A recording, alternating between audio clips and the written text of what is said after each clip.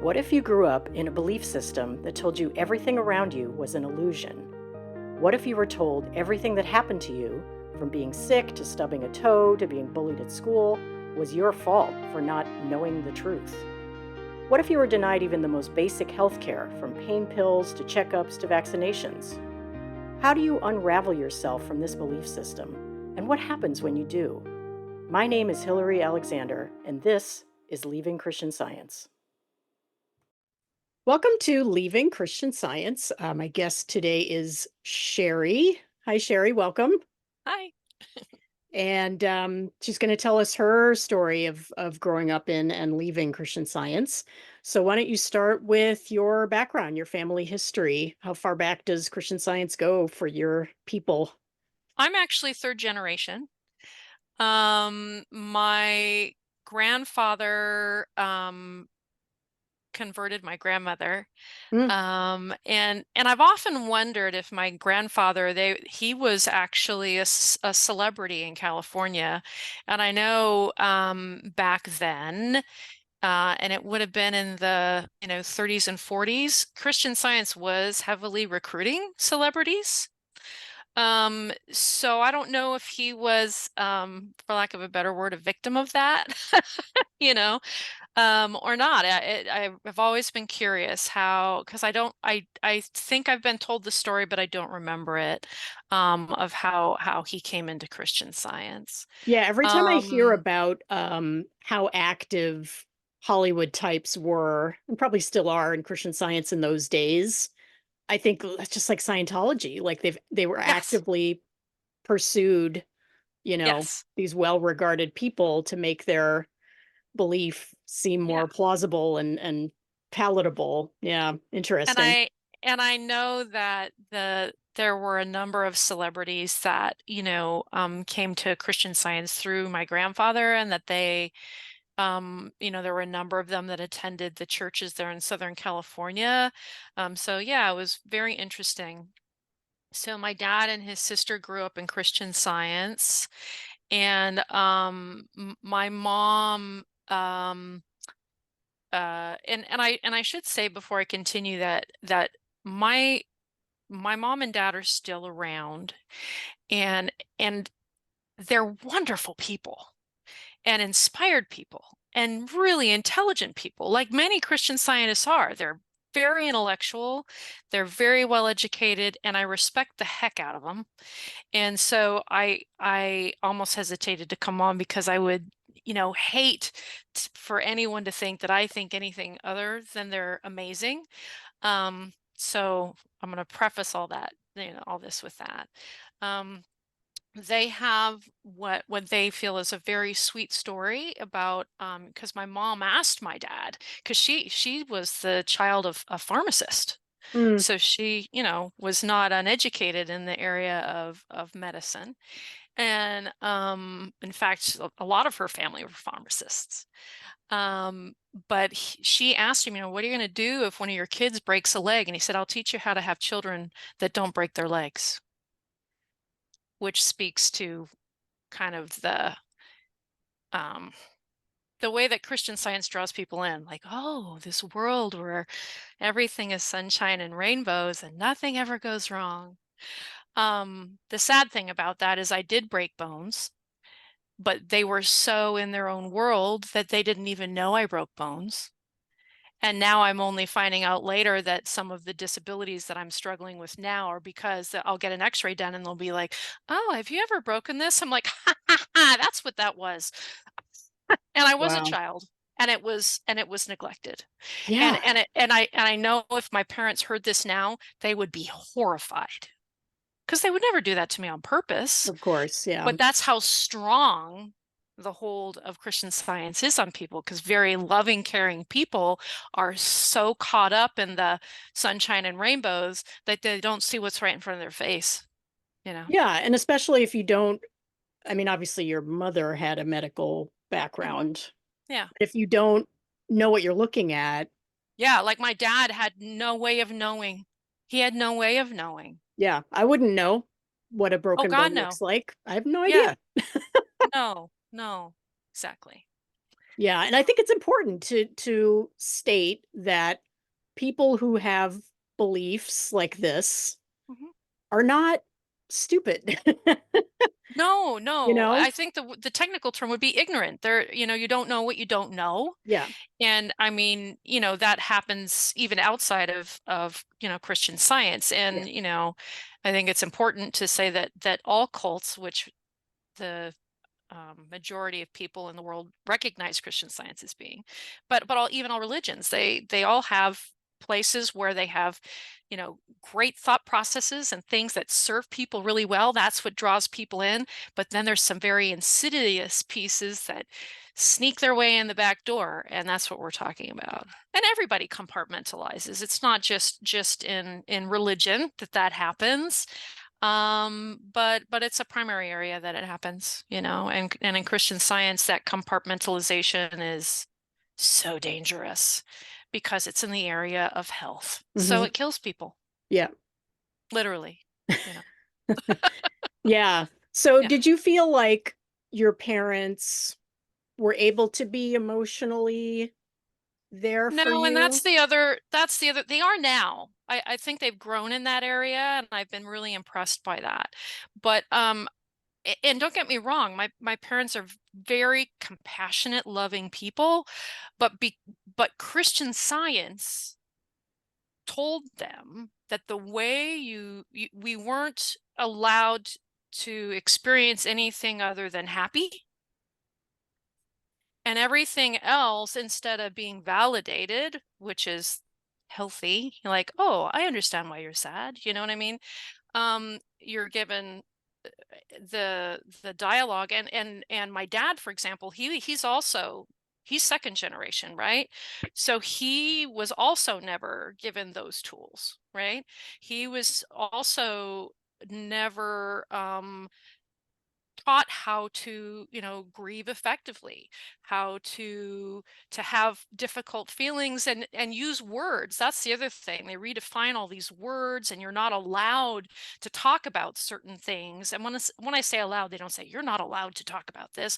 What they do is they say you this is the way you have to think, and this is the way you have to talk, and by definition everything else is not allowed. They don't say it, but by definition everything else isn't. So here you are with this very high bar of perfection. Literally, that's the word that they use, right? Harmony is perfection. So any experience less than perfection, you have to correct in your mind, right? So I was delivered that, and they were doing it as a favor to me. Like, who doesn't want their child to have a perfect life, right? So that's why it spoke to them. They want me to have this perfect, wonderful life.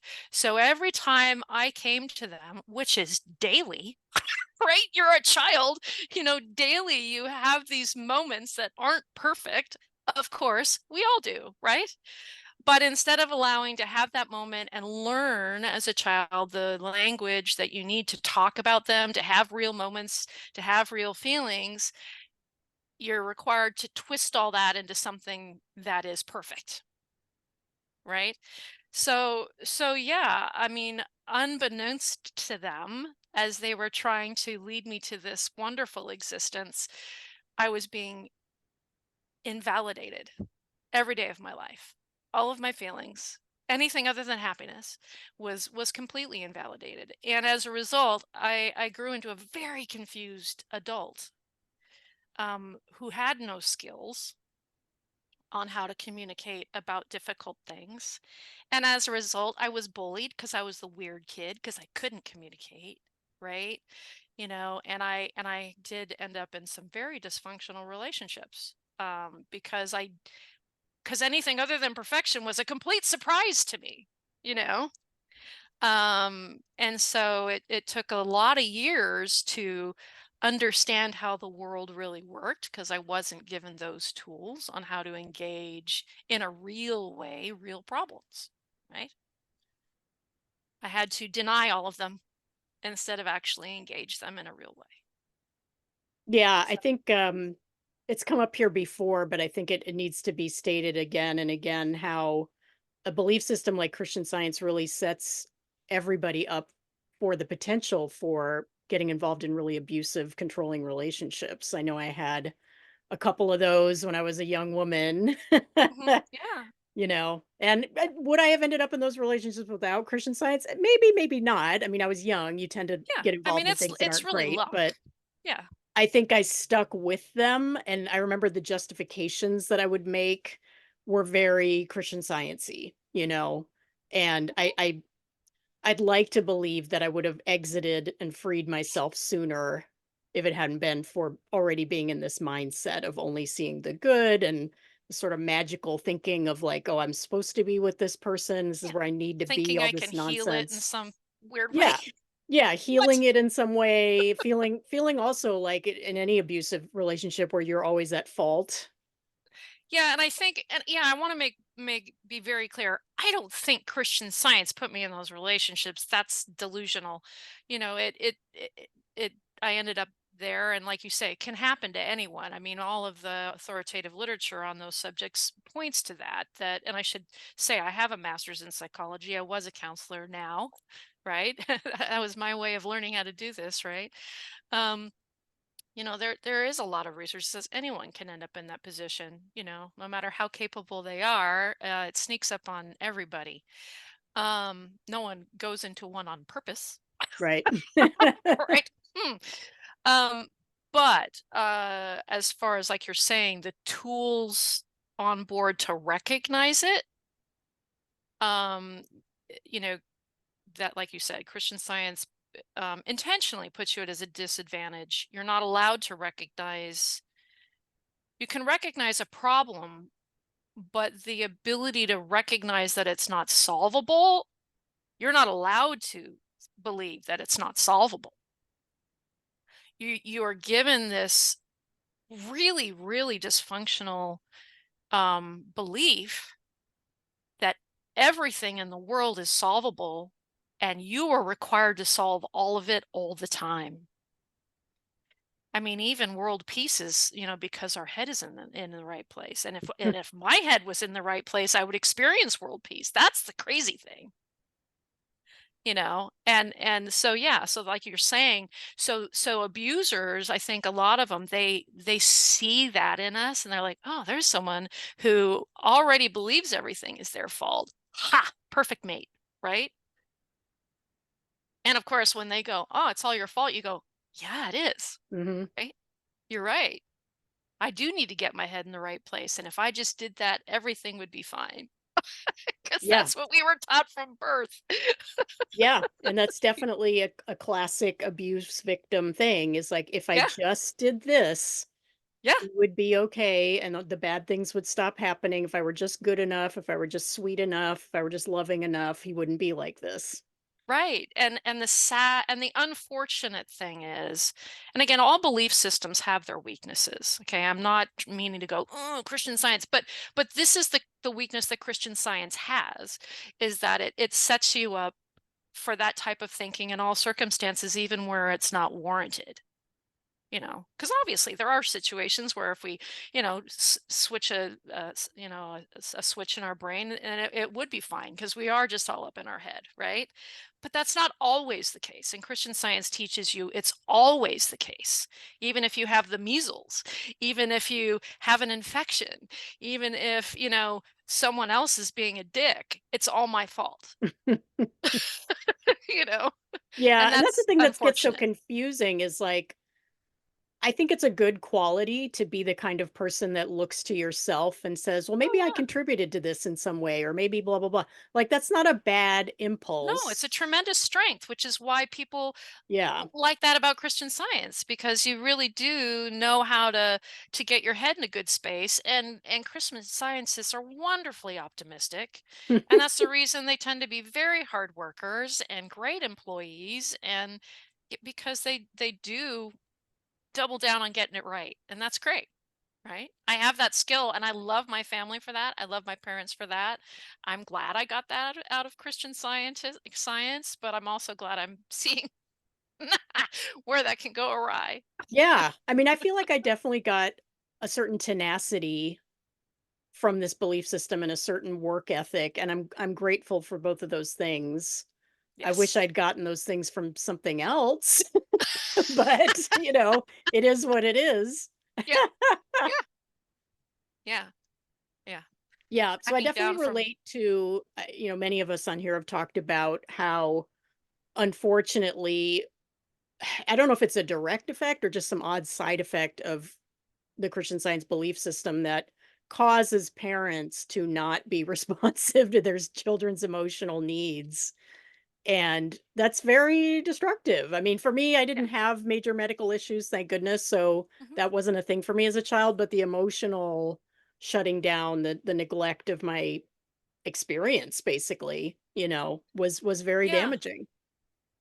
Yeah, they and don't get me wrong, my parents did talk to me about things, and there were some things that, my parents said to me that were tremendously helpful. They did try to be helpful, and they were wonderful people, like I said.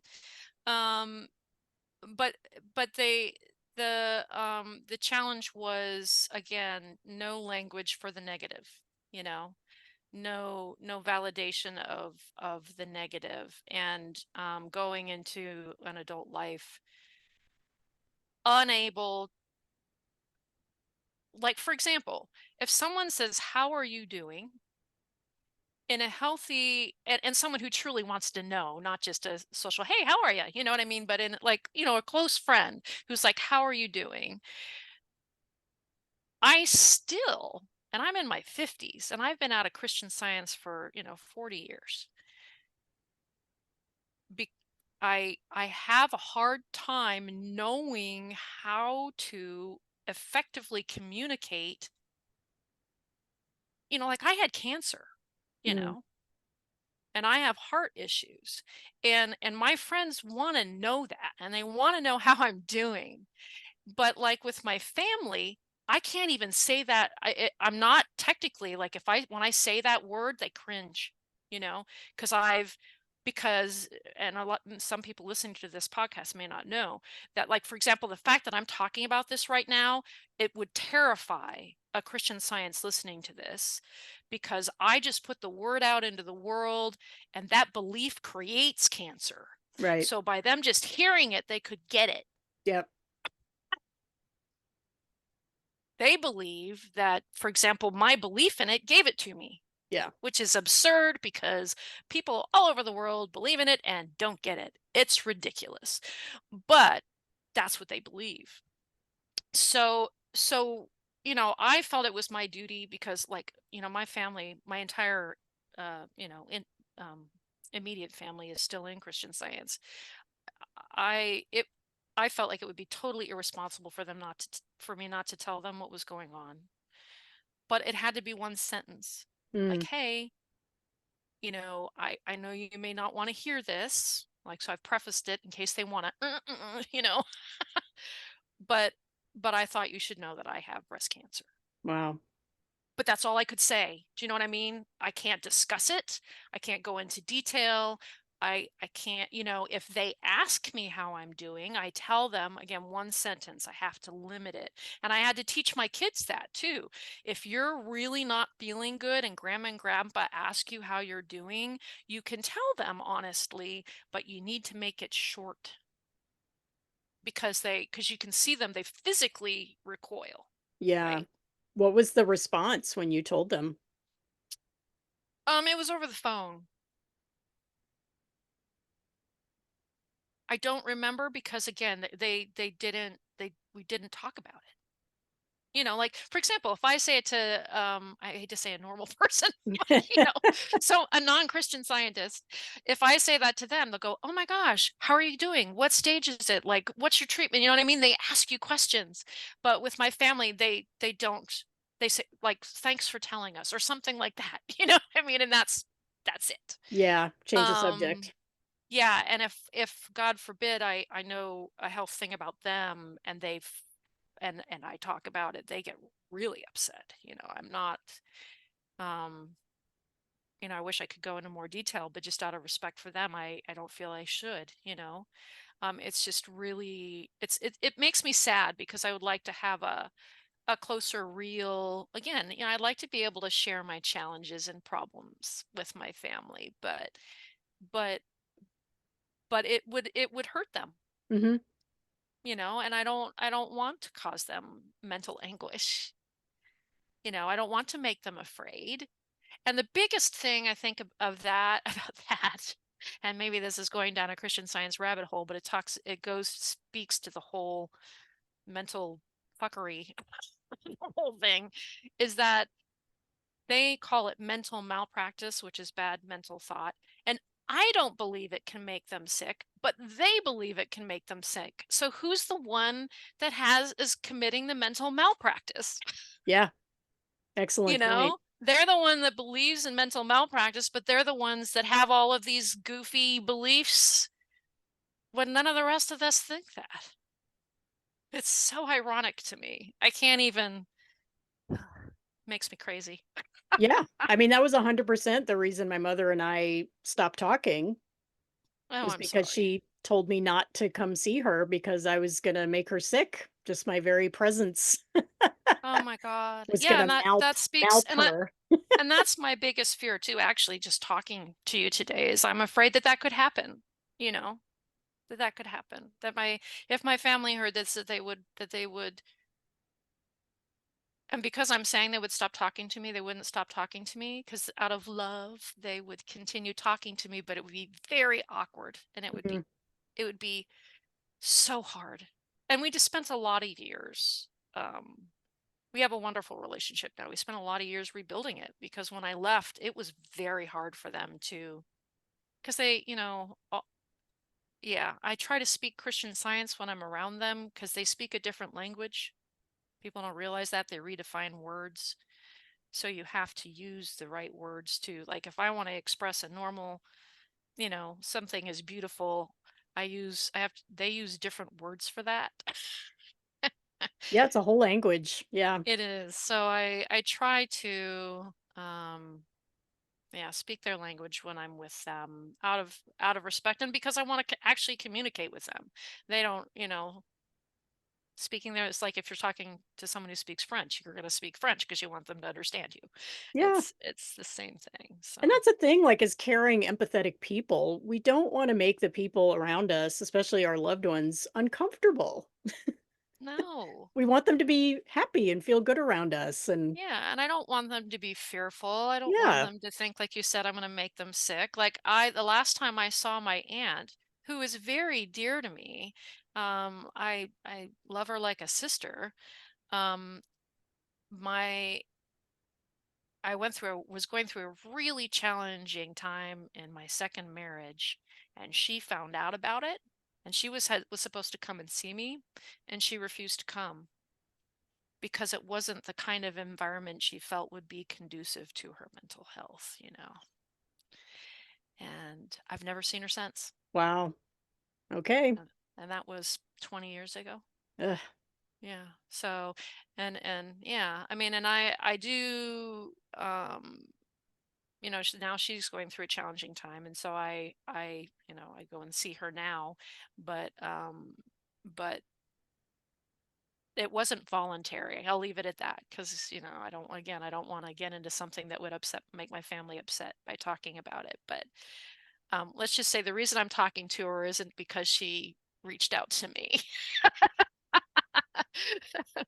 you know, yeah. Yeah. Well, So I'm sorry that happened to you, but I'm also feeling a little validated right now yeah, that I'm not yeah. the only person that had a relative say, "You can't be near me because you're toxic," you Oh, know? absolutely. And that is a really, it's sick, but it's a side effect of that crazy mindset where you think that thoughts can cause you physical harm, which is ironic because they tell you that they believe that the physical world isn't real. So again, it's self-contradictory. Yeah. And that goes, I think, would go to another reason why I left, but we can get to that in a minute.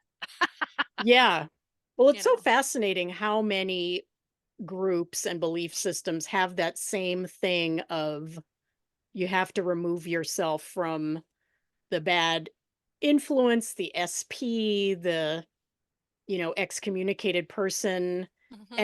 And it often isn't just because they're a bad influence. It's this belief in like this energy that will somehow It's attack yeah, you, you it's know? very sad. Yeah, even in the born again community, I've seen that happen where and what makes me the most sad about it, and I really wish that more religious circles, and some do really embrace, like, hey, if someone's having a hard time, we need to circle the wagons and help this person. So there are a lot of religions that do that very well. Yeah. But there are other religions that when they see someone having a really hard time, that I call it adding insult to injury. Where they it's funny because they don't physically say this is your fault, but all of their actions and their responses say, if you were a better person, this wouldn't be happening to you. If you had your head in the right place, this wouldn't be happening to you. This is all of your problems, even if they are completely circumstantial. There was nothing you could have done to avoid this. It's still all your fault. If you were a better Christian, if you were a better Christian Scientist, if you, none of this would have happened to you. And therefore, I don't want it to rub off on me. So Yeah. you're, unintentionally or intentionally shunned. Yeah. I mean, that's what happened with our relationship with my me and my mother was that I'd had this series of unfortunate events, just random crimes and car accidents and things like that. And, for the bajillionth time going to my mother stupidly for empathy and or comfort and You mean instead like a getting, normal person? yeah, and instead getting, you know, but she wasn't so much blaming me. She wasn't saying like, well, it's something you're not doing. It was Oh. more just that she had advanced to this point of, well, because you've been exposed to this truth, you're a target. Mm, So there are these forces out to get you because you know too much, pretty much. She didn't put it quite like that, but that was the mhm. implication was that these things are happening. It wasn't just, wow, what a crappy series of events. That sucks. That's way too much to all happen at once. It Yeah. was, this is happening purposefully I against you. Yeah, I had a family member, and I'm not going to say who because she would be very upset. She may not even remember doing it, but I can't remember the exact words that she used. Some Christian Science word salad, as us ex-Christian scientists like to call it. And it was before she went through some hard things later in her life, but at that time she hadn't gone through them yet. Yeah. So she was trying to be very loving to my children, like Christian Scientists are, and told them, and this was just after my divorce, Uh-oh. that if they held the right thoughts, that they would always have wonderful relationships with men. And I took her aside and I said, you may not say things like that to my Yeah. children because it implies that the reason that I had a difficult relationship is because I wasn't holding the right thoughts. And that's not true. It is not okay for you to indirectly tell my children I'm a bad person. Yep. Good for That you. is not acceptable behavior. Yeah. Will not be having that. And meanwhile, she gave them a science and health behind my back. But I know out of the kindness of her heart, right? Ah, I just so destructive. Yeah, that's the messed up part is it comes from a good place. Yeah, absolutely. They're Ay, being ay. so lovely and telling you you're a piece of dirt. Yeah, but in such a loving way. That's right. Because I love you. Oh I'm my gonna tell you what gosh. a sinner you are without using the term sin, Oh yeah. so we don't sound Yeah, like sin, those other disease, and death aren't religions. real. Yeah. But meanwhile, you're doing everything wrong. Did I mention that? Yeah. God. So, yeah, definitely, tell us about your leaving. How was that? When did that happen? And It kind of happened organically. I didn't do it on purpose. Um, I didn't stay on purpose. I just kind of stopped going. So in Christian Science, for those who don't know, you're allowed to go to Sunday school until you're 18. And I had a love-hate relationship with Sunday school. I've always been very intellectual. I did end up getting my PhD in metaphysics. So No. I've studied world religions Okay. for many years. Um, and in fact, I had an Asian studies minor as when I was doing my BA.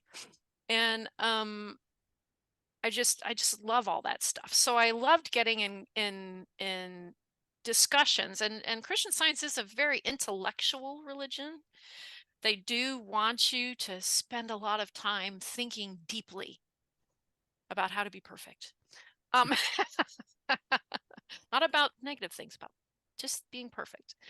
And so I loved those discussions with Sunday school teachers. But I think the first signs were I also took great joy in making Sunday school teachers cry. Oh, no. So that happened while I was at Prynne, which is a Christian Science high school.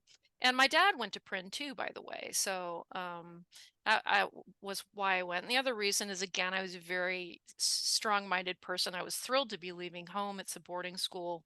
I just thought thought of that independence was so exciting to me. And my mom, bless her heart, didn't want me to go. She wouldn't let me unenroll from my local high school until after I was already at Print. Mm. So they didn't my mom didn't want me to leave. Bless her heart. Um but my dad had gone there, so he knew it was great. And they did give me a great education. Um but even my parents would say the environment there as far as the administration was terrible. It was terrible because, again, you had to be perfect and everything had to be perfect. And like, if you were legitimately sick, you had to be dramatically sick, as in put on an act just to be able to take a break from classes. You know what I mean? You had to really ham it up for somebody to just be able to lay in your bed. And you weren't allowed to just lay in your bed. You had to read the Bible and science and health all day long. That's what was expected of you. And if they walked in and you weren't, big trouble. You know what I mean? You either had to be doing that or sleeping, because that was how you were going to get better, right? Because they don't believe in medicine. You had if you had to get your head in the right place, and that's what would make you better, right? So that's why you had to be reading those books all day long. um so it was a really intense in that regard, because you everything was expected to perfect actions, perfect everything. And that includes following all the rules even when they were being completely ridiculous. And referring back to the making Sunday school teachers cry comment, if someone had a ridiculous rule, I was the kind of child that would point it out, um, much to the chagrin of administrators. So I did not make a lot of friends there, although I was salutatorian when I Mm. graduated. So I had that going for me, which ironically means that I gave the chapel speech.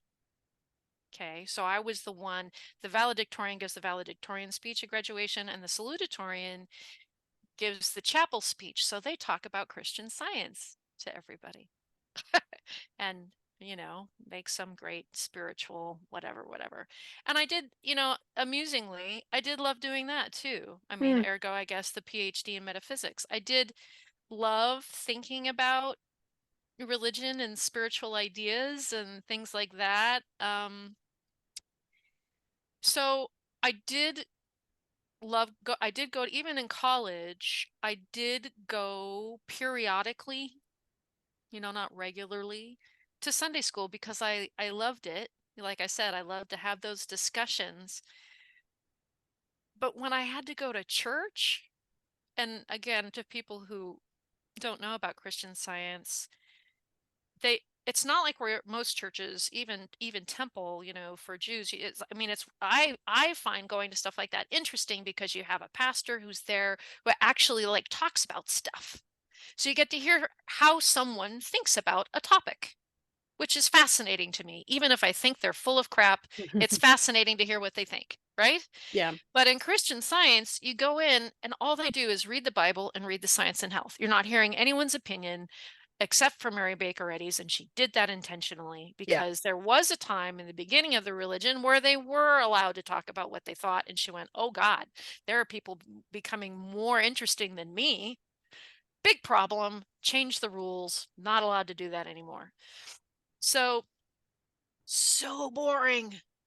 So boring. It's It was extremely nearly boring. Yeah. impossible to not fall asleep. Yeah. It was just painful, so painful.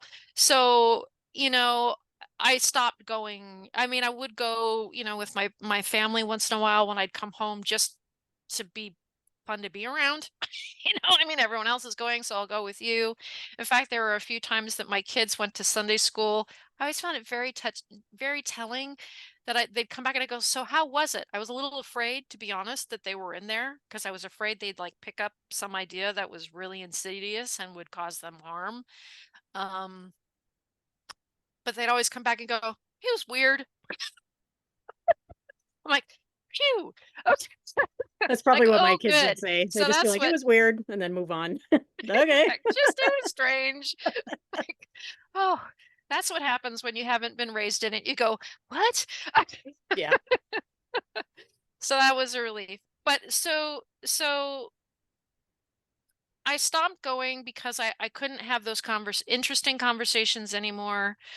Um, and the other big reason was twofold.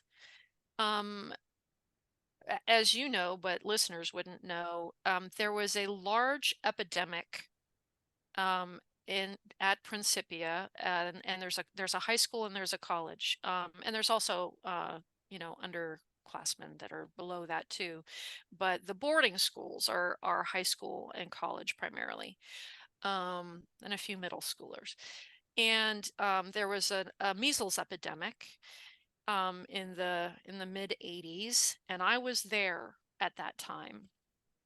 And in fact, ironically, my mom, so I could go to a college interview, actually wrote, it had to have been the state because it was a state imposed quarantine where we weren't allowed to leave campus because of this outbreak. And my mom wrote a letter to someone saying that I had been in an epidemic when I was a child, and therefore I was probably immune, so it was safe for me to leave. Hmm. And so I was allowed to leave the campus. I think the other reason I was allowed to leave probably is I don't think the measles ever actually came to the high school campus, but they quarantined us just in case because they knew none of us were immunized. And it killed 3 people Hmm. on the college campus. And I remember, even though I didn't know any of the people who passed away, um, it affected me. Um, it's funny, I'm getting a little choked up just thinking about it. Thinking about these kids that were just a year or two older than me. I mean, these were effectively children, you know.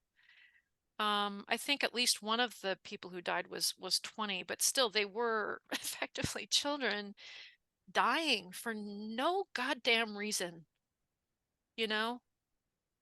No reason. Um, it it was devastating to me. I couldn't understand it. I couldn't understand knowing that there's a solution to that, insisting on solving it another way. And the solution, I couldn't wrap my head around it. And there's a lot of people who have a lot of discussions about that, but again, I've had to take statistics so many times for my multiple degrees that at this point I'm like, hey, the statistics are pretty clear. Get your immunizations. Yes, there are risks, but for God's sake, if a doctor tells you that it's going to solve the problem, there are some people who shouldn't. I understand that. I'm not being ridiculous here. But for people who can, please, know, we're talking about saving lives and Yeah. and a lot of lives. And these are children. They're children. And on that note, another thing that powerfully affected me was another death. while I was at Prin. There was a group of kids who went on a field trip to Mexico. It was a spring break thing, like, oh, the Spanish class is going to Mexico. Yay, right? And it should have been a really fun, joyous thing. A week after they returned, one of my classmates was dead. Hmm. And, I don't know what it was, but because no one does, she wasn't allowed to go to the doctor. And this girl is someone that I was in all my classes because she was an honor student and as was I. So we were both in all these classes together from the time I was a freshman. I think it happened our junior year. So, for 3 years I had been like, spent 8 hours a day with this person. Um, I missed her. Mm. She wasn't a close friend, but her absence was palatable. And palpable, what's the word? But I mean, it was very, very profound. And um now they have a scholarship in her name. It just makes me disgusted. I mean, that's, wonderful, but it would have been even more wonderful. He just took her to the fucking doctor. I have this image in my mind because when I was sick, and again, my parents thought they were doing something good for me. I couldn't speak to this strongly enough. They were very kind, loving. They thought they were being attentive parents. But my memory of being ill, and maybe this is another reason I left because it hurt me emotionally. I wanted my mommy and I'm talking, I had and I suffer from many medical problems to this day because of Christian Science. Mm. I have scarred eardrums because I had many, many ear infections as a child. But if you go to your mom and dad as a Christian Scientist and say, Mommy, I have pain, they hand you a book. They say, you need to fix your head. And they send you away. Yeah. You don't get love. I mean, you get love, you think you're getting love. Don't get me wrong. I thought I was being loved, but I remember being really, really sad.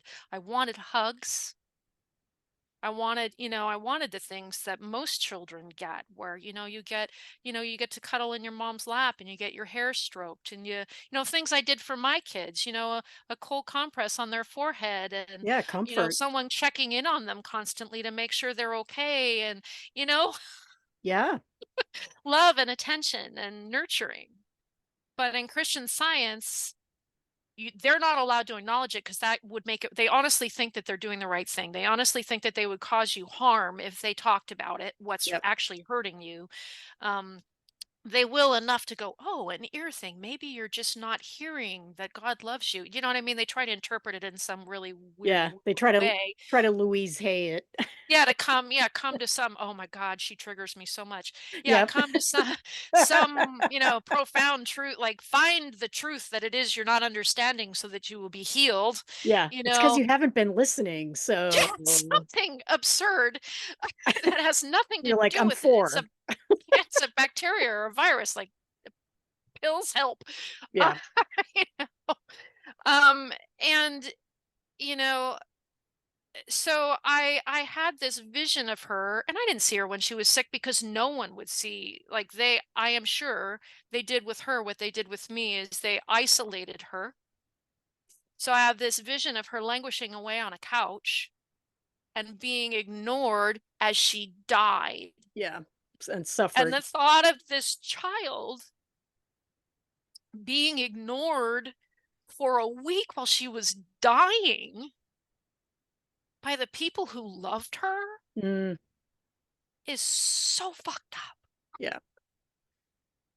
I mean, and even if she was going to die anyway, do you know what I mean? Even if it was something that wasn't preventable, but in a 16-year-old, I mean, she was very healthy, very sports oriented, really vigorous, vital young woman. The odds that it was something like meningitis or something else where she could have just gotten a shot and been fine is very high, Yeah. It's very high. extremely unlikely that Yeah, a most healthy people young that go to person. Mexico and come back really sick, it's a bacteria. Yeah, which happens to me. I get sick every time I go to Mexico, but I A don't lot of most die. people, I mean, I Big hate to say it, but difference. most Americans get sick when they go to Mexico, and it's something Yeah, very solvable. yeah. The odds that her death was not preventable are It's pretty slim, slim. low. Yeah. very low. And that it it it hurts my heart. It hurts my heart. Yeah. Um, so, there was no way. In fact, my first doctor husband was a doctor. And my mom amusingly said, "You're just marrying him to make me mad." Like, yeah, you were the first person in my mind when I picked him to marry. Yeah. It's That's all right. I about was you. thinking about you. Yeah. And but I think I did it because I was so fascinated. He was in medical school, and I just so not only I thought he was a great guy, but I loved going through medical school with him. To this day I loved that I did that. I learned so much, and it was important stuff. And I'm thrilled that my children have had care and love and affection, even when they're having a hard time. I wish that for every human on the planet. Did you find it difficult to be that comforting, acknowledging mother at first? Was that sort of I still unnatural? find it, I still find it really hard. Yeah, I do too. um, and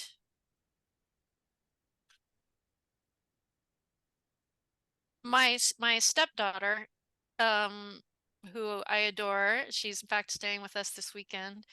Um, she has said at times, I say, "Why didn't you come to me when you needed help?" "Well, you're kind of scary." Oh, oh no. So, I know that because of Christian Science, I can be intense. And I tend to default to being a problem solver versus a nurturer. Yeah, me too. And and I don't like that. Yeah. I've had friends come up to me like, "Dude, I just needed someone to listen to me. Like, shut the fuck up." Like, Sorry." Yeah, I've worked really hard at unlearning that and just being an ear and a Yeah. comfort, and I think I'm pretty good at it now, but it's been a long process Yeah. fixing that, yeah. Yeah. It's very hard because, and I try to give myself some grace because, there are cult experts that talk about us as being second generation, that because we, didn't experience the things that someone that wasn't in Christian Science or cult would, we weren't taught how to experience negative emotions. We weren't taught how, nurturing, that we were actually shut down literally, like, "Oh, you're having a bad feeling, stop." So we weren't allowed to develop, healthy emotional functions the way most children are allowed and encouraged to develop healthy, mature adult functions in certain areas of emotion. So it makes it very challenging. In fact, during my first divorce, we were required to go through psychological evaluations. It's often part of the divorce process. I think my ex-husband requested it because he was obviously arguing that I was mentally unstable. And he didn't succeed. But the interesting thing was, at one point the psychologist came to me and said, "You would really benefit from learning how to say you're sad Hmm, and learning how to cry." wow.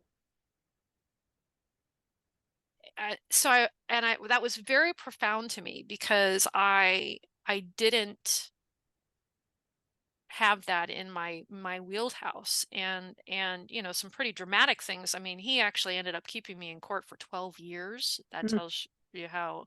And he actually went to federal prison for kidnapping our children. So it oh was a boy. very dramatic. Yeah, I had reasons to cry. um absolutely. but I couldn't, because I hadn't been allowed that. So I was still learning. And even now I have learned how to, like, a moment ago, I got choked up, but it's very difficult for me.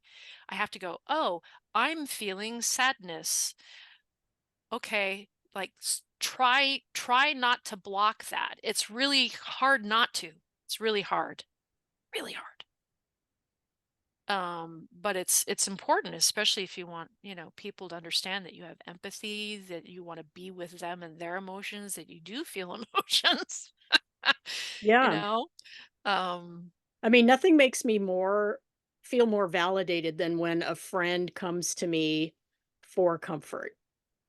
isn't that, yeah, 'Cause that exactly. never used to happen because I was the scary one, you know? Yeah, yeah, And now yeah, that it when it does occasionally happen now, I feel so honored, you know? I'm like, yeah, "Oh, finally, like, I'm putting out something that's telling people they're safe with me and that I'll listen and that I'll make them help them and make them feel better, and I won't just shut them down and try to fix it and do yeah. all those irritating things, you know? So Yes. that tells me that I'm getting somewhere, that if a friend can come to me in a time of crisis, that, Yes. okay, I'm doing something right. Yes. Yes. Exactly. And I have the same experience where it's like, okay, the effort has been worth it. It's working. Um, yeah. Yeah, and it's funny because especially when I was in Christian Science, but even probably a bit after, I don't know that I would have liked having friends come to me when they were in a crisis, you know? It's interesting. Yeah, that, and I do. I can see how, yeah, that it would have been scary. And I remember when I was at Print, I was the person that everyone came to when they had a problem, Mm, but I was the fix it the person. fixer. Yeah, I could make it better. different. you know and so I did give them and maybe that's part of the reason that I was primed. Like I said, I was primed to leave from a pretty young age. I it did, like I said, it did pain me when that person died, and I was very rebellious. I made people in authoritative positions upset because I did challenge what they were saying. And I think maybe that's why people came to me. You know what Mm, I mean? um I'm not going to say how because it might foil some other people, but like I knew where to get birth control on campus. ah, Things like that. yeah, yeah. Because we weren't allowed, again, we weren't allowed to even think or talk about sex. Really extreme Christian scientists think that, children are immaculately conceived. If your head's in the right place. Uh, Well, I think oh, I've told this story here before where I fell in with some Principia graduates when I first moved here to Los Angeles. So they would have yeah. been there probably late 80s, early 90s. And I remember overhearing them talking about fellow Prin people who would say the scientific statement of being while they were having sex. Oh, for the love of God. And they Yeah. were talking about it like, "Isn't this ridiculous?" And we were all sort of agreeing like, "Yeah, that's super crazy," but I believe it. I'm sure this was a thing that people did, you know? Yeah. Yeah. It's ugh.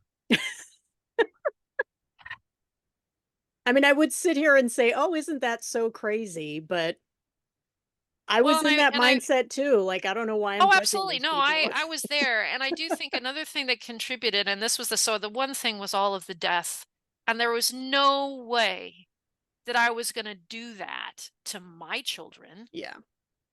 Oh my God. Not in a million years. And like I said, and I think that's why this doctor was so appealing to me. Yep. That I needed that. I needed him in my life. The other reason was I was a Regent Scholar at the University of California, and they have these special classes for Regent Scholars that are very intellectual. And one of them, I don't remember the name of it, but it was about religion. And the only assignment the whole year was to write this paper. And of course, we did lots of lectures and discussions, and it was fabulous. I loved it so much. Um, but the only thing we got graded on was a paper at the end of the year. It was lengthy, and it was about what your beliefs were. And he said the only way that you can be wrong, you can believe anything. You believe aliens are coming down. He didn't freaking care. God's an alien, whatever, or there is no God, whatever.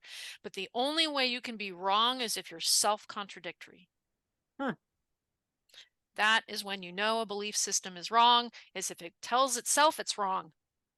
Then by definition, you're wrong. You proved yourself wrong. And Christian Science does that all the bloody time. It's like we were just talking about, like, oh, I don't believe the physical world is real, yet I'm going to say the scientific statement of being to create physical babies. What? I don't believe that the physical world is real, but yet if I'm thinking wrong, I can make physical cancer. What? And Yeah. then, of course, some teacher hearing me say that would have some explanation, very circular, to make that right somehow.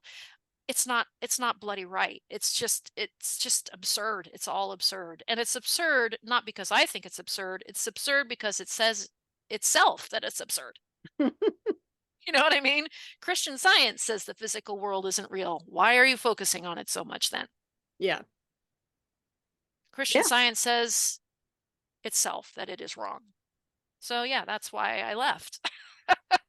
Because yeah, at that same time, like, once again, I hit 18, I took this class, I had seen all that death. Yeah. There's just no way. There's just no way.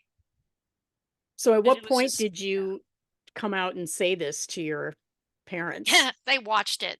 Huh, I came home drunk. Oh, wow. Okay. Like I said, I was in their face. And it was funny too, because some of my fellow praying graduates, we talked about it. It's like, we would have to go, because again, what a lot of people don't realize, it's um because we didn't believe in the physical world. And again, this is ironic, right? We don't believe in the physical world. Physical world isn't real, but you can't have caffeine and you can't have stimulants and you can't have alcohol. It's like, why do you care if the physical world isn't real? So what? So the fact that I was drinking and it was obvious, basically let them know, they knew. They Mm, indirectly knew. I still went to church with them and stuff. It's not like I went, I'm not going. I wasn't that kind of person. I wanted to be around them. I liked my family. I wanted to spend time with them. But it was obvious through my actions that I was not.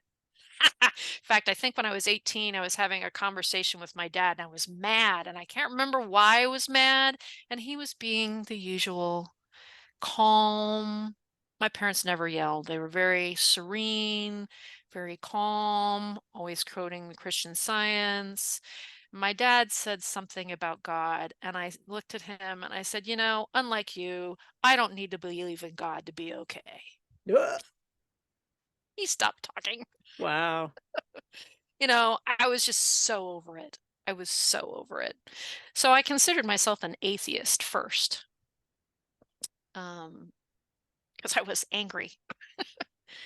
And now I don't think it matters what I believe. Mm, I really don't. I think if there's something bigger than me, it doesn't matter what if I believe in it or not, yeah. right? And if there isn't, it doesn't, we none of us know no. So, yeah, I just enjoy my life and the things around me at this point. Yeah. But it's been a process, because for I was susceptible to a lot of crazy shit because of Christian Science, including Louise Hazy kind of stuff. So Yeah. yeah. It's hard to come right out cleanly. There's often Oh these yeah. other sort of CS type things that people get involved in. I had a cousin who Yeah. was raised in Christian Science who was really, really into The Secret for a while. And Yep. I went it's, down that path. I yeah, did. it's hard to I Yep. get all that I out. I was actually went through the whole thing with the Rocky Mountain Mystery School. It was great, a lot of crazy stuff, and it was part of my process. Yep. I just like Christian Science. I got a lot of good stuff out of it. I learned a lot, having gone through it, and I'm glad I'm on the other side. Yeah. I And mean, my I'll and say, like, my one of the things that I enjoyed about being in Christian Science was the feeling of, like, peace. Oh yeah, For me, it was very peaceful, because you're really making a concerted effort every day to sort of quiet your mind and sit and focus, yeah. that was really a good thing for me as a kid because I was a very anxious kid, and I lived Oh, in New York City, absolutely. which was very anxiety producing. Yeah, So, absolutely. now I know that you can get that from other things. You can do yoga, you can meditate, you can Yeah. do breathing, it doesn't have to be connected to All of which I prayer. still do. I love to go for Yeah, walks on but the this beach. I love to do yoga. I love to yeah, just be in sit and nature. meditate. Yeah, Yeah, but so I it's don't have like to mind screw myself while I'm doing it anymore. yeah, exactly. But the good thing was, like, I didn't have to leave that sense of peace behind. Right. I could Yeah. find that in other ways that were less damaging, you know?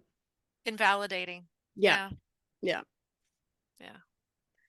I agree. So you never had, like, this big dramatic, "I'm out" moment. They Well, just unless didn't you include that comment I said to my dad. yeah, that was pretty dramatic, actually. That was pretty dramatic. But it seems like they kinda rolled with it, they didn't kind Like of. I said, my parents are very loving, patient people. Um, I'm sure they were terrified for me, and I'm sure they remain terrified for me Yeah. sometimes. Um, you know, but they have done their best to stay in my life while being in terror. And I give them credit for that. And as a parent myself of many children, I had 3 myself, but I helped raise 8. Wow, So, yeah, I respect the terror involved in being a parent, even without Christian Science making you absolutely. terrified. Yeah. Part of the job. Yeah, one doesn't need help. Yeah. But I can say this, I am less terrified than my parents were. And I think that's interesting because my family believes that Christian Science makes them calmer. It does not. It Mm. makes them more fearful. Yeah, my mother was They a very fearful person, Yeah, it's and very ironic because yeah, they are taught that they're doing the opposite. They are taught that this constant rumination and constant, call it standing portal at the door of thought. right. This constant standing at the portal of the door of thought and monitoring their thoughts makes them insanely anxious compared Hypervigilant. to someone who doesn't think they have to do that. It's much more easy, to roll with the punches when you're not like, "Oh, you know, did I do that?" You Yeah. know? Well, there are so many people that harbor these illusions that something in their life is helping with their anxiety, and it's actually causing it. Like, I see this a It's lot. ironic. Oh, absolutely. It's absolutely true. It's absolutely true. Yeah. And it's not just Christian Science that does that. You're right. Yeah, it's a lot of different things. It's like, if you stop doing that, you'd actually probably be feel better. Yeah. But yeah, my mother even admitted that she was very fearful. She was full of anxiety. Everyone in our family has anxiety disorders and probably have for generations upon generations. It's just Yeah. only just now I'm lucky enough to be in an era where these things are discussed and there are solutions and Yes. and tools and techniques, which there weren't when my mother was a kid, you Yeah. know? Yeah. It's wonderful. Yeah. I agree. And I will say at least that I don't think I don't know of any Christian Science that go to therapists now that I'm thinking about it. They go to practitioners, which just double down on the standing portal. um, yeah, that's too bad. But we weren't told we couldn't, but I don't I think they got the would. feeling it was sort of frowned upon. It was sort of looked It upon as was, well, medical in they had some other way. tools, right? Yeah. Yeah. I can't think of any. I mean, it's possible we knew Christian Scientists that I also mean, went to we went to therapists, but dentists and we went to eye doctors, but beyond that, but I wasn't allowed to have Novocaine. That was the oh other thing. I'm like, no. what is that? Yeah, teeth drilled. That's the other thing. Ugh, Who drills the teeth of children, not allowing them to have Novocaine? It's sadistic. It's it's sadistic. sadistic. It really is. Yeah. I was And so that's, and like disturbed when I told you about the scar. I also broke my ankle, by the way. That's that whole story of, oh, I'll teach you. I have a child who I haven't told my parents that, by the way. I haven't told them that I found out recently that the ankle injury that I got at a Christian Science camp, I actually broke it. mm, And I was forced to hike on it and not talk about it. And I don't even know if I don't even think I was really allowed to say anything I wasn't allowed to say anything to anybody. I was tortured and in fact, you would think that the only person who would sit with me And I was bawling. I was 9 years old. And I have a 9-year-old granddaughter now. And I remember when she turned 9, and it suddenly occurred to me that this little girl is the same age that I was. And I actually broke down crying about that because I'm like, I couldn't imagine someone doing that to my granddaughter. Yeah.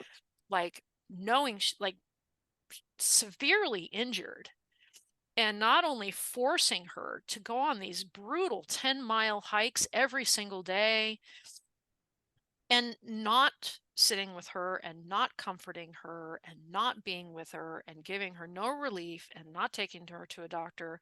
And I have problems that I've only recently, so I had problems, I had pain for 10 years because of Mm. that, because I got no help. And I found out recently, like I said, because I actually injured my ankle again. So they x-rayed it and they're like, so we don't think it healed. Have you injured this foot before? It looks like it was broken previously. I'm like, motherfucker. Wow. But yeah, so I have to do physical therapy because I can't rotate my foot like a normal person. I can't rotate it at all because I've compensated for so many years because of that injury that was Wow. never treated. So yeah. So it's there's a lot of stuff that it makes me mad, makes me really mad. Not blamey. Only person I blame is Mary Baker Eddy. Yeah. I don't blame my family, you know. Um, but it makes me sad because of that beautiful family story about what my dad said to my mom. I don't know if I could tell them that actually they did have a child that broke a bone and they did nothing. Well, that's just a juxtaposition, isn't it, of Icing on the cake, right? these apocryphal stories of these beautiful moments or magical things that happened versus what we now know Reality. was what really happened. Yeah, and because they're so, they defend their thoughts and what goes through their minds so valiantly, they're literally incapable of caring for injured children. Yeah. And they're doing it because they do care for their children. Yeah. And that's the terrible sadness to me. And even and that, some people say, oh well, now they do allow people to take their children to the doctor. Yeah, but they're still feeding them all this crap, so they wouldn't know if their child was having a problem anyway. That's the thing that I don't think people realize, that this all this, you know ugh, makes me crazy. Yeah, and I have to say that this thing of people today being able to take their kids to the doctor, I mean, I'm happy for it. I've said that before. Oh, Obviously, it's keeping brilliantly. people safe. It's great. But I'm picturing myself as I was as a kid and imagining what it would have been like if something had progressed so far. Because of course they're not going to take them until it's like extreme, right? Um, if my mother had taken me in somewhere, which never happened, I would have been so full of terror. I would have been terrified because there would have been already so much planted in my head about doctors, about quote unquote materia medica, Yeah, about and we're failing in some way. they also, having watched how it works in Christian Scientists, not mentioning any names again on purpose, they, again, like for example, this is something else that bothered me, and I was bullied for this as a child, and I was the weird kid because I wasn't, anytime in science they talked about disease, I was exempt, so I had to go to the library. You know, they don't know how to recognize it when they see it. Yeah, They don't yeah, know how to recognize that something is wrong. And they're spending so much time convincing themselves that nothing is wrong all the bloody time, that they, like you said, unless someone's practically on their deathbed, it's almost not within their capacity to recognize a problem, because they're spending so much time convincing themselves that problems don't exist. And like you said, they also don't avail themselves. Like a doctor can say, okay, let's use my cancer as an example. I did everything in my power to make sure that it wouldn't come back within, the suggestions of my physician. Okay. I've watched people in Christian Science, under similar circumstances, they always choose the minimum intervention because they honestly believe that if they knew the truth in the first place, it wouldn't have happened. Yeah. So it's just buying them time to know the truth, which is actually what made it go away. Right. So they're just doing the very, very, very minimum all the time. And it's, I mean, it's one approach, I suppose.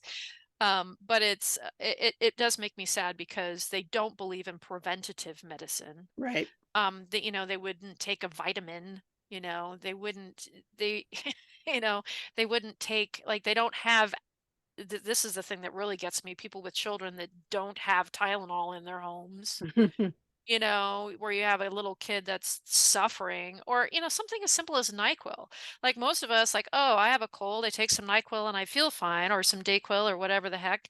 And I could do that for my children, oh, they have a terrible cough, I give them some cough stuff and they're fine, and, they can do their thing.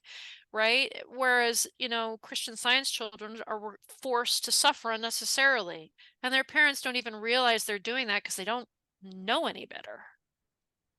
Yeah, it's Just simple, still simple, I'm still simple wrapping my things. head around the concept of cold medication. Oh, yeah. Like, I have to, even to this day, and I've been out for 40 years, I forget that I can help myself. Yeah. Like, oh, I Yeah, have me such a too. terrible headache. And my husband would be like, did you take something for it? Like, oh, yeah, I can do that, can I? Yep. Yeah, my husband is really good about the second he starts to feel sick Yeah. from a cold or flu, he immediately, like, meds up Yeah. and thereby is A, able to function and sleep and all of those things you need, and B, make the illness go away Yeah. quicker. And And I I did that no still problem. Yeah. have no concept of that. I'm like, "What? You don't just be sick for a week? I don't just What?" suffer. Exactly. And I do the Yeah. same thing. And thank goodness I didn't, like, if my kids said, "Oh, I don't feel well," I immediately, medication, helped them, made them feel better. But for some reason I can't do that for myself. Yeah. It's so It's strange. an odd thing. I mean, I'd rather it be that way than the opposite, I guess, Yeah. but Yeah. I'm so glad that my children never suffered like I did. yeah. So glad. And again, I hesitate to say that because I don't want anyone to think I feel like, you know, that my parents were bad somehow, you know what I mean? Because they were doting, wonderful people. But man, Yeah. And they, just like my mother, they genuinely thought this was the best thing and that we're giving yeah, this child this incredible gift of this truth or knowledge or however they even wanted to frame faster and it. quicker and better and more effective than medicine. Yeah. Yeah, that it was And better. if we really got it right, we would all ascend. Yeah. Yeah. So yeah, it's so hard to blame them. I mean, my mother's a little different because she did grow up in medicine. She didn't find Yeah. Christian Science until she was in her, late 20s, early 30s. So she did understand how the body worked and things like that. But I know also that she felt like Christian Science was this incredible thing that she gave us, and not really. Gave us a lot of complexes. Yeah, yeah, and I think that's worth saying, that if there's one thing I've noticed as a mental health professional, is that I would say that very close to 100% of the people that I know that are ex-Christian Scientists, and we know quite a few because we're in those support groups online, very close to 100% have anxiety issues. Yeah. Clinical anxiety, not just like, oh, I am anxious, but actually have to be treated, fairly serious, panic attacks, like, Yeah. bad, and myself included. And I've Mhm. fortunately no longer, probably, but there are times that I, do need to go get professional help myself, But again, I'm 40 years out and I've been working on it a long time. There was a while that I had a very bad panic disorder, and it took a lot of work to get through it. And I can tell you, definitely it was because of the thought processes that I was gifted through Christian Science, that I had, that because thought I had to be so proactive all the time, and doing that makes you very, very anxious. Yeah, and Very anxious. we were taught to ruminate too. That's the thing, and it's uncontrollable, especially as second generation. Yeah, First generation don't have that problem, but second generation, we were forced to ruminate, and we were taught to think, you know, constantly be solving problems all the time, and until we came upon the solution and the problem went away, we had to think about it. yeah. Like I said, that's what we were forced to do at Prin, right? Like if I Mhm. had a problem, I was forced, physically forced to, sit there and think about it 24 hours a day until the problem went away. And like I said, I remember as a child being, go to your room and do this thing, forced. So it became a habit. Yeah, And it's a very difficult habit to break, especially again, like I said, second generation. We didn't weren't raised with the normal thought processes. We were raised to ruminate, which is why I think such a high percentage of us have that problem. yeah, yeah. I didn't Not even clinically realize that ill. ruminating was a bad thing. Yeah, You know, it was just to yeah, me, it was just a way of being. It didn't occur to me yeah, that this is actually damaging to you. yeah. It's not healthy. We No. were taught that it was the epitome of health, Yeah. and it's the opposite. Yeah, I didn't know what rumination was. I didn't understand the concept of intrusive thoughts. I just thought everybody's brain was like that. Yeah, and I remember when I was a kid, my dad used to laughingly go, "Are you ruminating again?" Yes, I am. Yeah. But to learn these things, to understand that this isn't quote unquote normal and or good for you, like this is something that you should probably work on stopping, Yeah, and understanding about neural pathways and how you can actually yeah, repave them, use repave. distraction techniques, which Yeah. can help pave a neural pathway where you no longer have to think about something 50,000 times until it's fixed in your brain. Yep. Yeah, doing that, I came across that sort of concept probably around like 2008, 2009, and it was Isn't completely it? life-changing. After a Yeah, lifetime of OCD and yeah, severe panic attacks, like non-functional yeah, periods, I finally did a little research and found out about these things. I was like, "Hey, yeah. maybe I can actually help You mean I don't myself." have to fix it? I can just go do something else? Yeah. It's different and Mind blown. yeah, and it's different because it's like I'm making it sound like, well, I had to do all this work to fix it, but it just wasn't like that. I don't know how to explain the No, I know difference. exactly what you mean because what people don't realize, you pave this neural pathway. So by default, you go to this circuit where I have to fix it, I have to fix it, I have to fix it, I have to fix it. And so it takes effort, one, to get out of that just far enough to go, oh shit, I'm doing it again. That alone is hard Yeah. because you're so in it, you don't realize you're doing it. So just to get out just far enough to go, oh, I'm doing that. And then, create the new habit of, oh, I'm doing that. Now I have to do, I'm going to do something to stop it. Cause sometimes even if you do find a distract, you still are doing it. So it's like, it takes a lot of effort to do, because this is automatic. It's as Mhm. automatic as breathing. Yeah. So like to hold your breath, you have to focus. So it's the same thing. You're basically holding your mental breath, and it takes, but eventually, you can make a new habit where you don't default to that every time there's a problem, and like we were discussing earlier, problems happen every day. Yeah. Shit happens. Yeah, life Some is of them are long. little, some of them are big, but we just have to deal with stuff. And learning that, and this is the sad thing, is that Christian scientists have to, or ex-Christian scientists, I should say, have to learn that, every time something comes up, you can just deal with it. I'm like, that's just, I can what now? You know, you mean I just, just solve the problem? I just do it and then I move on? Instead of having to go into these mental gymnastics of fixing my mind, Yeah. and ruminating on it until I have, It's huge and such a relief Yeah. to realize you can just, and if you can't fix it, kind of like the serenity prayer aptly named, if I can't fix it, I can just forget about it. Yeah.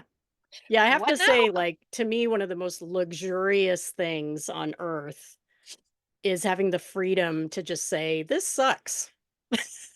Yeah. And that's okay. And that's the other thing that's crazy. You mean it's okay to not be okay? Yeah. To And I used to admit tell that my something kids like bad that is all the time, happening and that you have man. feelings about it. Yeah, it's okay to not be okay, man. It's Yeah. okay. I love that. It's like a putting on a fabulous, like, Yeah, warm coat or something. It feels so good to just be like, "God, this sucks right now. yeah. You I'm should feeling be depressed sad. today," you know? Yeah, Woo! yeah. Exactly. What a luxury. Yeah. Oh, it is. It's magic. I think one of the best things I ever saw is like there's this tool that some psychologists have where it's a wheel of feelings, and it has all the different adjectives that you can use to describe these feelings. And realizing that I was only allowed as a child to use like these words and the rest of these were verboten, and like, oh my gosh, I could actually learn how to use all of these, because one thing I learned from having cancer, which was very profound, was that I was either okay or I was suicidal. Mm, And when I say okay, I mean everything's perfect. And having gone through, and I think some of that, remember I mentioned having to be totally dramatic at Prin, like either you're totally fabulous or you or the or you're if your earth wasn't rending at its core, you know, um then everything was fine. So there was no in between. And so I had been advised by a doctor, a very intelligent person, that everybody going through cancer should be seeing a psychiatrist at the same time, mm, because weird shit's going to come up all the time, and it helps to have someone to, brainstorm on how to deal with that. And the psychologist noted that, hey, there's stuff in between. I feel great and I'm dying. You know? So it's okay to be like, yeah, I just kind of don't feel good today. Or man, I'm feeling, so learning about all these in betweens and that they're all okay was it I haven't had a suicidal ideation since. mm. You know what I mean? So that was really profound to learn how to talk about all the in betweens, the shades of gray. Because again, that wasn't a gift that I was given as a child. It was always perfect, happy, harmonious, grateful, all the happy words, Yeah. you know. So yeah, very interesting. And I remember once recently, my granddaughter, so again, a couple generations out of Christian Science now, calls me and she's like, and she's a teenager, Grandma, how are your heart issues? And I was taken aback. I'm like, this family member, and don't get me wrong, my children ask me how I am, but this child, you know, asking me, and she wanted the details, and she needed to hear the details, and she needed to know what I was doing for myself, and she needed to know that the medication was working. And it was such unfamiliar ground, but a very powerful experience, like, oh, this is how non-Christian scientists do this. Yeah. A whole other world, huh? Yeah, yeah, Yeah, one thing I think I've said here before, but that I've noticed because 'cause I'm in my 50s also, and I've noticed how younger people, I'm gonna say 20s, 30s, are very open about their mental health issues it's wonderful. and talk about it on Facebook a lot. Like, I have friends, that post all the time about their struggles and their, I don't know what you call diagnoses or disorders, whatever you wanna call it, and I think it's great. I think It's it's great. wonderful. I love it. I'm like, this is fantastic. I love it. Keep doing it. I've learned a lot. Gives me a lot of empathy for them, understanding how to be Yep, around them so that they feel safe and comfortable. So I'm not just going in blind in these relationships with people not knowing that, oh, maybe they don't want to be hugged or maybe they, Yeah. something like that. And I'm like, this is great. I love it. I wish we had that, this Yeah. ability to just be so free with our personal struggles. We weren't allowed to talk about these things. Yeah. Yeah. And if someone said actually truly wants to know how you're doing, you can actually truly tell them. Yeah. You don't have to go, fine, Yeah. Everything's great. fabulous. Yeah. So it's partially a generational thing for sure, but Some it's of it. Yeah. also a Christian Science versus not thing because we Yeah. have this other layer of you can't name it, you know. Well, and I'm sure that this transparency that we see in this generation um has contributed to some of the reason that Christian Science isn't as popular as it used to be, right? Because it did play into a lot of the things that were admired during the day that it was created, and during the times that it had its heyday. Yeah. There is a reason that Mary Baker Eddy was the first female millionaire in the United States. It really appealed to a lot of people. So, yeah, Yeah.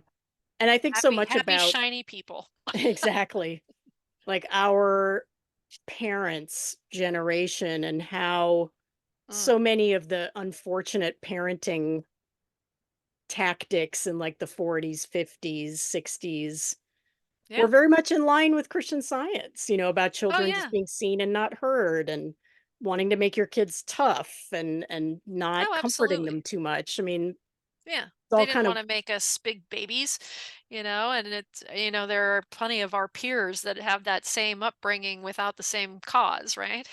yeah. I love that that's going out of style now. I love I it. do too. That our children are allowed to be real human beings with real feelings and that they are capable of feeling depression and Yeah. that was unthinkable when we were kids. Yeah. When my Oh, mother's yeah. attitude towards me was always like, "What's your problem? You're a kid. Everything's great for you." It's like, "What?" It's the opposite. Being a kid is horrible. What are you talking about?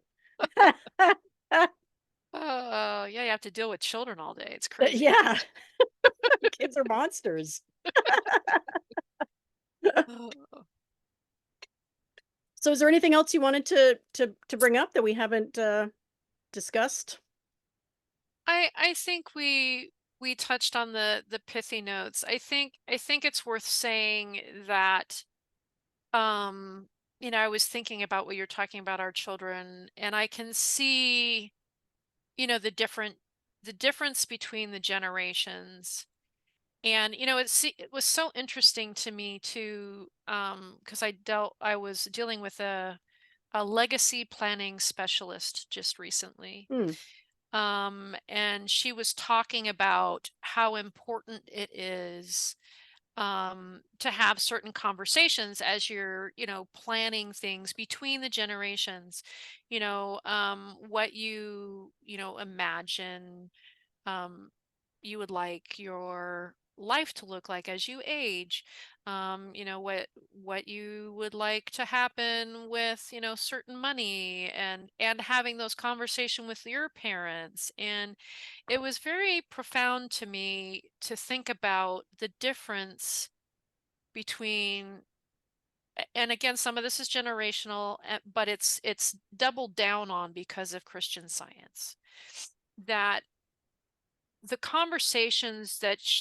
the current knowledge is that it's critically important when it comes to living gracefully, right? And passing down living gracefully to our kids, and critical communications between generations. um that my parents were nearly incapable of having those conversations because of Christian Science. um They did not believe they were going to die. They yeah. did not believe they were going to be sick. And to even talk about it could create the situation that they didn't believe and, God forbid, want to happen. So not only, you know, parents growing up in the, 40s and 50s, it wasn't really their thing to talk about that stuff anyway, but Christian Science made it impossible. Not only wasn't really their thing, it was not okay. It was literally, you were literally told in church, you cannot talk about this. Yeah. No, no, no. Um, and to note that not only have I been able to talk about those things with my children, um, but how much better off my kids are and how much more knowledgeable they are about the world and how much more capable they are in the world than I was. So not only do I see the difference in communication, um, because of Christian Science, but I see how much better off the next generation is for not having had that imposed upon them. Yeah. And how much better off I am too, because my kids know these things. We've had these great conversations. I'm supportive of them. They're supportive of me. There's no roadblocks. There's no roadblocks. Yeah, there's no limit topics. Yeah, like, oh, we can't talk about that. And like, for example, I have one daughter that is immunocompromised. And, she wouldn't care if I talked about it. Ha ha ha, I can talk about her illness. Um, whereas I can't talk about the other people's illnesses, right? Because that the fact that I just said that would freak them the fuck out. The fact that I even implied that they could have illnesses. Right. They'd probably be upset I was talking about my daughters too, because they'd think that the reason she still has it is because we're talking about it. Because we quote unquote made a reality of it. Yeah. That's right. Mental malpractice. We made it real. Yep. Sorry, it was real first. In fact, her disease is so rare. It's like some bizarrely low percentage of the population. Um, I mean, none of us, and that's the reason it drives me crazy because we caused it somehow by believing in disease. I don't know, but it's this thing that's so rare that I never in my wildest dreams imagined that someone's skin could be rejected by their own body. Oh, wow. Yeah. How did you dream that up? You didn't. I don't know. But the fact, she went through it was started going through that at the same time that I had my cancer, and us being able to empathize with our mutual, her life was threatened, and watching her go through that and how she was dealing with that and being able to be there for her and her being able to be there for me and being able to empathize with one another in ways that other people, it was at a different level. Everyone empathized and cared and was generous with me, but her particularly. And I was so profoundly and deeply appreciative. I was going to say grateful, but I hate that word because Christian Science loads that word. It's a Ruined it. Christian Science word. So I'm not going to use it. I really appreciated, and was deeply touched and moved. It was so meaningful to me. I felt loved, Mm. and cared for. Um, and That's going to tear me up, because that's something that, we didn't really experience that way, in that same way as growing up in Christian Science, someone who knows how you feel and talks to you about how you feel and your pain and your fear of death, Mm. and acknowledges that it's real. I mean, that's hard for non-Christian scientists, but it's impossible for Christian scientists. Um, and yeah, I have no really, I don't have the the right words to really explain how important that was for me and how much it meant to me that I had that with my children in a way that I couldn't have it with my parents who loved me deeply. Um, but I couldn't have that with them. Yeah. It's like we're lucky that we've been able to get a second chance. Yeah. It's not the same because we're not the child in this scenario, but at Yeah. least we get to have that in some form, you know? Yeah. Yeah. It's nice. Yeah. Yeah. And I think it underscores how important it is to be on the other side of that school of thought Yeah. and how healthy it is. Yeah. Absolutely. So on that note, shall I ask you the last 2 questions? Sure. In your opinion, is Christian Science a cult? Oh, by definition. And I would like to say that I studied cults in depth during my master's degree in psychology, and by all definitions, it is. Um, so I don't feel that's a value judgment. Yeah, I mean, just a all fact. schools of thought offer, I mean, people wouldn't, muck around in the school of thought if it didn't have something of value. It's not a value judgment. It is a definition and it falls within the definition. Yeah. So, And then do you think Mary Baker Eddy was a true believer, or was she sort of setting this up as a con, or a little of both? yes. Yes and yes. Yeah, I absolutely love Cather's book. I think that she was crazy like a fox. Mm, um, I mentioned earlier her being the first female millionaire in the United States. Um, I think that people who admire her have reason to. Um, she accomplished something that is almost inconceivable for a woman of her time.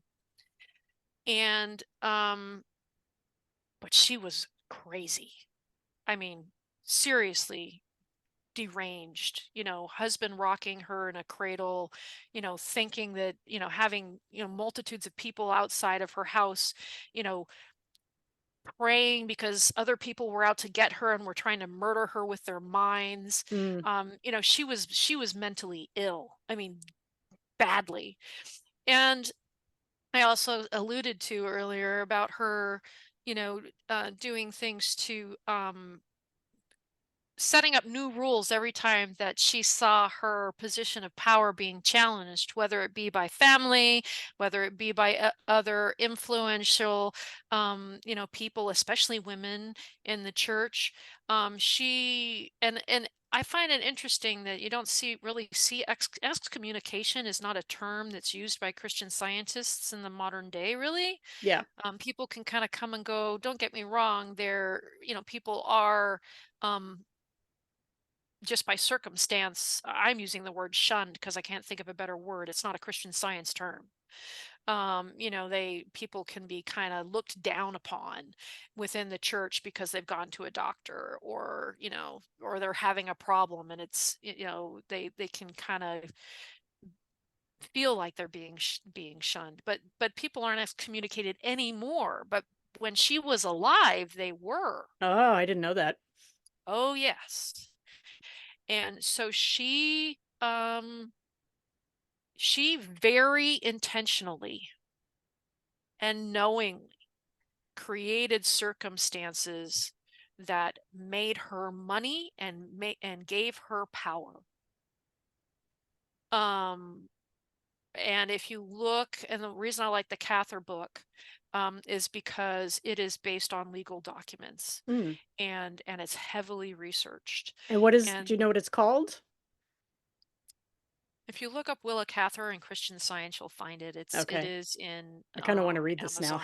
Amazon. It's really good. Yeah. The unfortunate it does, yeah, so it's really, really good. And there's some other, yeah, I really enjoyed it. It was actually a series of articles in magazines, which is why it's so well researched. And it talks about a lot of the lawsuits and things too that she did against people. So she was very, very protective of her empire. And Yeah. so I think it would be very wrong for someone to think anything if you base it on reality and legal documents. It's very clear that she intentionally created an empire. Mm. Um, I do think she believed everything she said, um, but she was very ill. She was very mentally ill. I also, think that some other people who are very mentally ill, schizophrenics believe everything that they say too. It doesn't make everything they say good. Yeah, and narcissists. Yes, absolutely. Yeah, doesn't mean a Absolutely. whole lot if they just because they believe No. it. Yeah. Yeah, exactly. So her belief in it, I don't think really matters. I think what matters is she was very mentally ill, and she definitely had an agenda of power and control. And the rules changed constantly for her to maintain that power and control. Yeah. Um, you know. Well, when you said earlier that the early church services did involve a certain amount of editorializing, Yeah. I think I knew that somewhere in the back of my brain, but I'd sort of It forgotten that it that was ever ended a thing. She changed the rule when she excommunicated. There was a female pastor in New York, a first reader now, but there was a female Christian Science pastor, and they were pastors back then, Mm, in New York, who was extremely popular, and she claimed that her child was born immaculate conception mm, through Christian Science. And so she was actually had become more popular than Mary Baker Eddy. And Mary Baker Eddy was beside herself. And she declared that the woman was not talking about Christian Science, and that's when she changed the rules that people weren't allowed to preach in the church anymore. And the first and second reader concept was born, and that woman and her following were no longer considered Christian Scientists. mm. So, yeah, Yeah, I remember very growing interesting. up hearing about these sort of rival women Mhm. Yeah. who Mary Baker Eddy would just, like, shut down. Yep. I do Yep. remember learning that even as a kid, and I their Yeah. names are in the back of my head, I cannot bring them out right now, but Me neither. I remember learning about these women that were getting a little too popular. She didn't like Yep. it. Nope. And it worked. I mean, like I said, she is tremendously financially successful, and yeah, and for a long time the religion was very successful. But I do think the things that she did, kind of sealed its doom. I mean, who wants to, listen to the same six Bible passages every single week for, it's just boring, boring. I remember the first time I read the Bible back to back, because that's something else Christian Scientists don't do. Phew, I was like, holy smokes, there's a lot of stuff in here I had no idea about. And they say they're Christians. How amusing. Yeah, I hear that from a lot of people coming out of any Christianity is when they actually sit down and read the Bible page Yeah. after page, that's sort of the end. That's when they stop being a Christian. Yeah, I had to stop pretty quickly because it was so disturbing. Yeah, I got as Very far as disturbing book. Deuteronomy and kinda gave up because it just got sort of boring at that point, but I surprisingly had Sunday school teachers that encouraged me to sit down and, like, actually read the Bible, Well, and that's I good. remember yeah, so I got as far as Deuteronomy, and then I read Revelation a few times because it was just such a crazy, wild ride and was so entertaining that I actually Yeah, enjoyed sure. reading it because it's so nuts. Yes.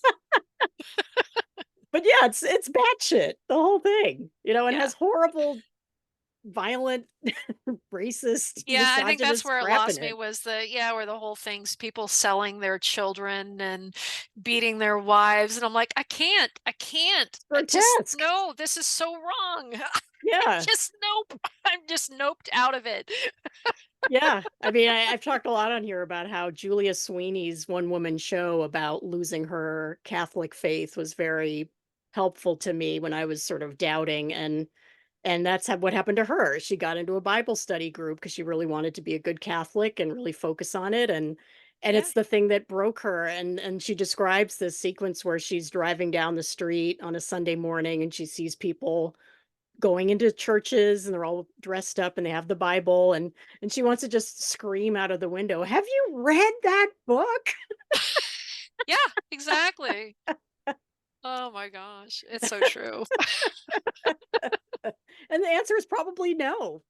They've got the same little cherry-picked, nice Yeah. concepts that we got that are comforting and well worded in the King James version anyway, the Well, Psalms and and things the that are whole just nice yeah. to read and Yeah. comforting and thoughtful and Yeah, I think they returned to that because even the ones that because I knew many born again Christians who had read the whole thing cover to cover, but it was almost the ones that stayed in it. It was just a badge of like, look, I did it, but then they returned to the concepts they like, yeah, you know? yeah, And it's like, yeah, again, any belief system, if you just, cherry pick, you stay in it, I'll just ignore the stuff that's bad and just yeah, I don't want to live that. I don't want to live that way. So yes, that's why I'm on the other side. yeah, exactly. Yeah. Well, it's been so great talking to you, Sherry. I'm glad we had this time together. Yeah, I enjoyed it too. Thank you. Love to hear your stories, and I guess I'll see you online, right? Yeah, I look forward to it. Okay, thanks so much. Take care. Thank you. Bye. Thanks for listening to Leaving Christian Science. Disclaimer: I'm not an expert, I'm not a historian, I'm not a therapist, I'm just an ordinary, imperfect human who had the misfortune of being born into Christian Science. The views and opinions expressed in this podcast are those of the guests and do not necessarily represent those of the host. This podcast is for informational purposes only and is not intended to replace professional, medical, legal, or psychiatric advice.